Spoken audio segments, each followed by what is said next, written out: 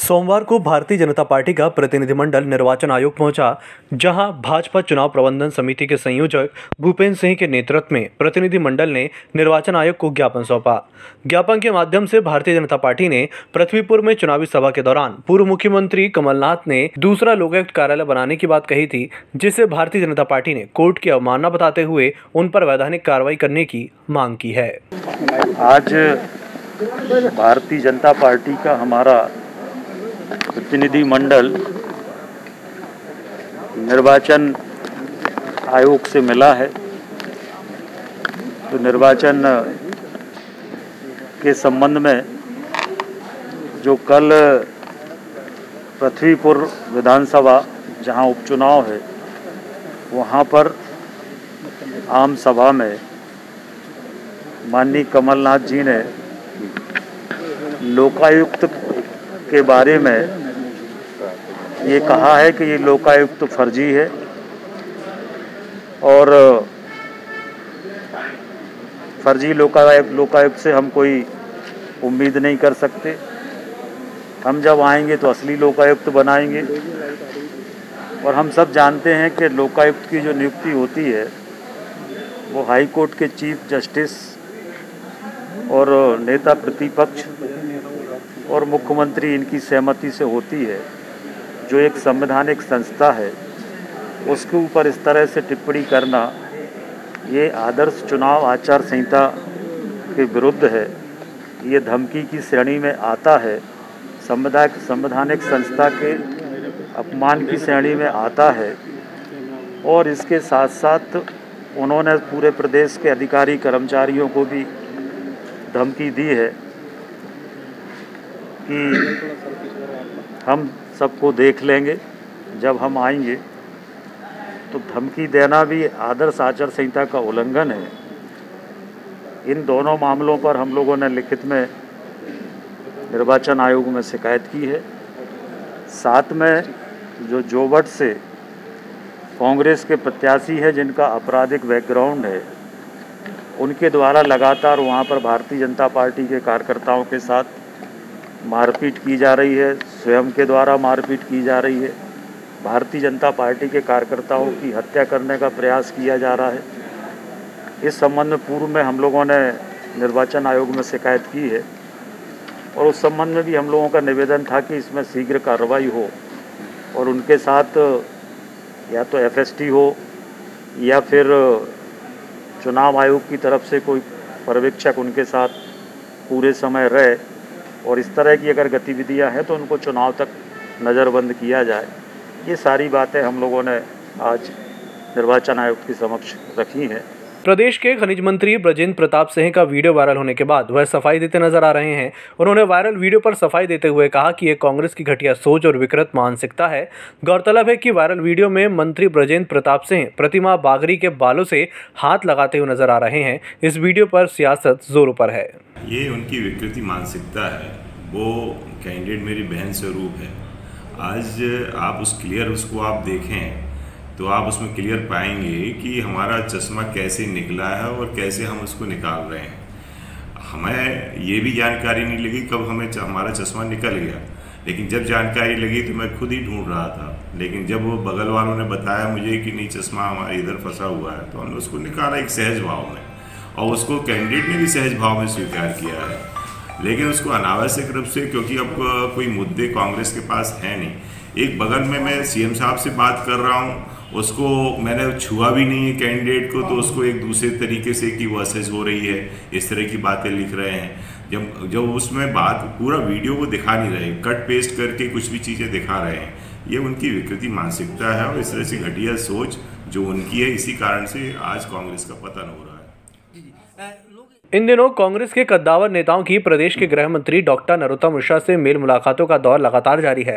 कांग्रेस के वरिष्ठ नेता और पूर्व नेता प्रतिपक्ष अजय सिंह राहुल भैया के बाद पूर्व मंत्री और वरिष्ठ कांग्रेसी विधायक डॉक्टर गोविंद सिंह ने नरोत्तम मिश्रा से मुलाकात की थी और अब उनके बाद कांग्रेस के वरिष्ठ नेता और पूर्व मंत्री सज्जन सिंह वर्मा ने सोमवार को गृह मंत्री डॉक्टर मिश्रा से मुलाकात की। मुलाकात के बाद सज्जन सिंह वर्मा ने बयान देते हुए कहा कि यह सौजन्य भेंट थी।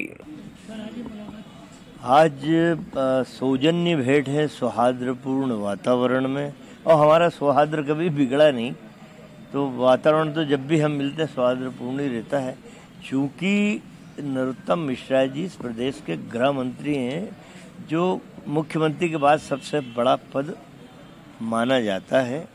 कई व्यक्तिगत काम एक दूसरे के हमसे पड़ते हैं, कुछ मध्य प्रदेश के हितों के संरक्षण की बात, वो चूँकि राजनीतिक चर्चाएं भी एक दूसरे से करना, आदान प्रदान करना बड़ा आवश्यक होता है। देखिए, विपक्ष और पक्ष दोनों का सामंजस्य भी जरूरी है और तालमेल भी जरूरी है, क्योंकि यदि एक पक्ष प्रबल होगा तो लोकतंत्र ढंग से चल नहीं पाता है। तो कई बातें थी, कई दिन से इकट्ठा हो गई थी मध्य प्रदेश के संदर्भ में, लॉ एंड ऑर्डर के संदर्भ में। तो आज नरोत्तम भाई का इत्तेफाक है कि वो भी भोपाल में, मैं भी भोपाल में। तो आज हमने समय निश्चित किया कि एक दूसरे से कुछ बातें राजनीति की भी शेयर कर लें, मध्य प्रदेश के संदर्भ में भी बात कर लें। मैं जब मंत्री था, नरोत्तम भाई भी सौजन्य भेंट के लिए आते थे, क्योंकि हमारा संबंध इतना प्रगाढ़ है।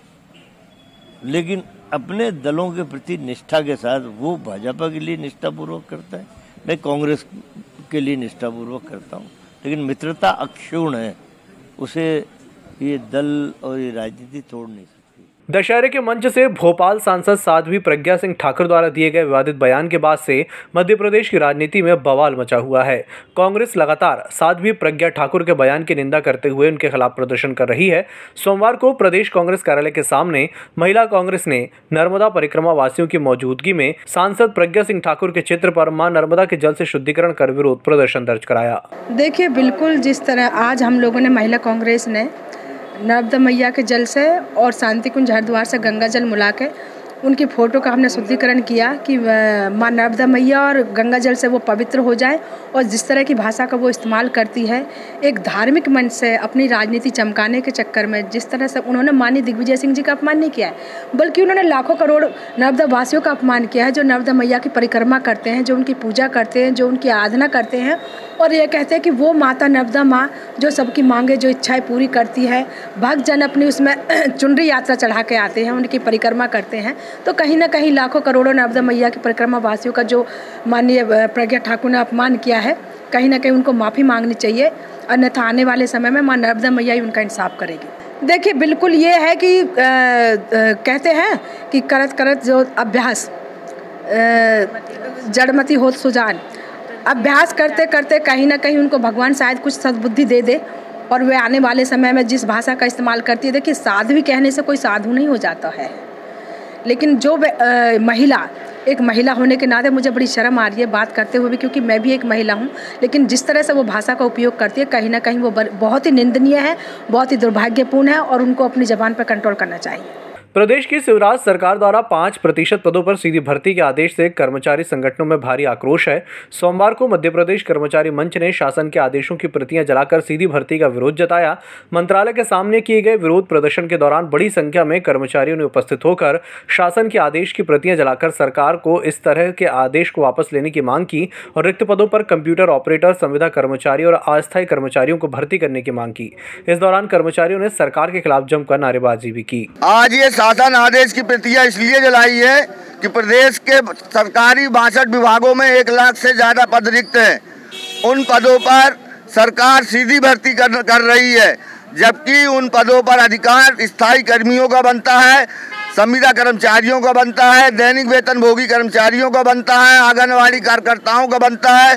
पहले उनको नियमितकरण किया जाए, उसके बाद यदि पद बचते हैं तो सीधी भर्ती करे। लेकिन सरकार ने हमारे ज्ञापन पे मांग मंजूर नहीं करी और 21,000 पदों की सीधी भर्ती नगरीय निकाय में निकाल दी है, जिसके विरोध स्वरूप आज हम सरकारी आदेश की जो सीधी भर्ती का है उसकी प्रतियां जला रहे हैं और सरकार में अपना विरोध दर्ज करा रहे हैं और मांग कर रहे हैं कि पहले जो अनियमित कर्मचारी हैं, स्थायी कर्मचारी हैं, दैनिक वेतनभोगी हैं, आंगनवाड़ी कार्यकर्ता हैं, संविदा कर्मचारी हैं, कंप्यूटर ऑपरेटर हैं, पहले उनको नियमित किया जाए, उसके बाद सीधी भर्ती सरकार करे।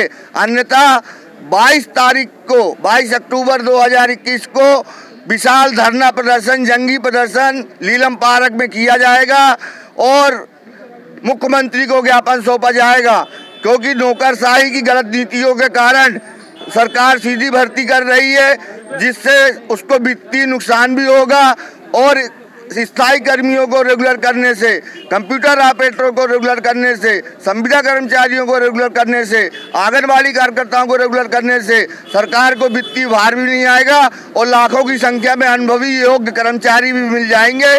राजधानी भोपाल के शगुन मैरिज गार्डन में कर्मचारी ने सुसाइड कर लिया।